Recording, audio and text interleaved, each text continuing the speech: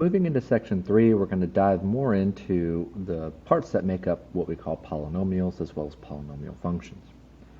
Go ahead and pause for a minute so that you have some time to copy these vocabulary terms into your notes. These are terms and definitions that are going to be used a lot, and in a sense, math starts to become like a second language.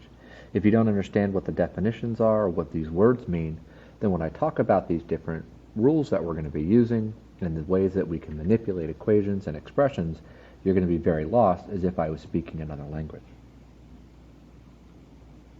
Here we've got some charts that break down some examples of each of these different things. Terms can be very widely expressed in different ways, including multiple variables, real number coefficients, and numerous exponents. For each of these terms, we can identify the numerical coefficient. If there's no number shown, it's assumed to be a 1. And in fractions, we look at the numerical part of the numerator and the denominator. Polynomials have specific rules for what they can contain. Most things that we're looking for is no negative exponents and no variables and denominators. And we're looking for integer value exponents as well. So for example, something like x raised to the power of pi would not be considered a polynomial.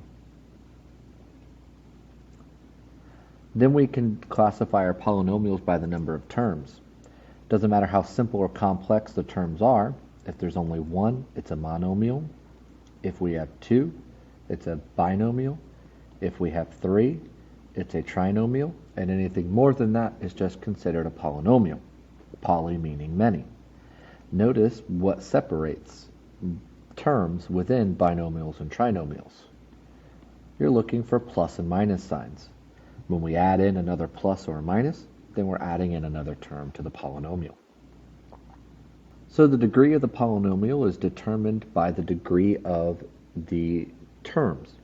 And so let's first look at defining the degree of each term, and then we can look at the degree of a polynomial. So here we have just, again, a single term. When we're looking at the degree of a term, we only consider the variable exponents. So here we have an exponent of 2, so the degree is 2.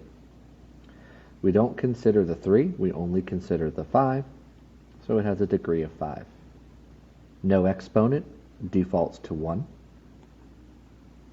Since we have multiple variables, we need to add all of those exponents together. 2 plus 1 plus 3 gives us a degree of 6. This has no variable, but recall that anything raised to the 0 power is 1, so we state that this is a degree of 0. Next, the degree of each polynomial is going to be the largest degree among terms.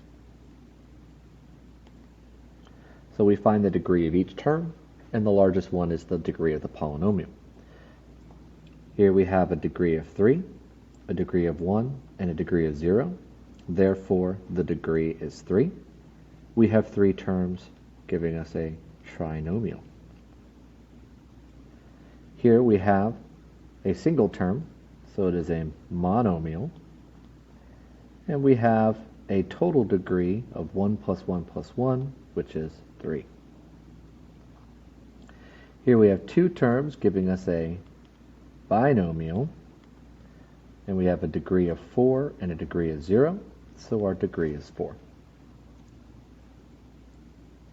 Our first term has a degree of 2. Our second term has a degree of 4. Our third term has a degree of 2. And our fourth term has a degree of 0, meaning the degree of the polynomial is 4. Since there's more than 3 terms, it is neither a monomial, a binomial, or a trinomial. It is just classified as a polynomial. Add these exponents, we get a degree of 4. Add these exponents, a degree of 5. This term also has a degree of 5, and the last term a degree of 0. So we go with the largest, which is a degree of 5, and again a polynomial. Too many terms to be monomial, binomial, or trinomial.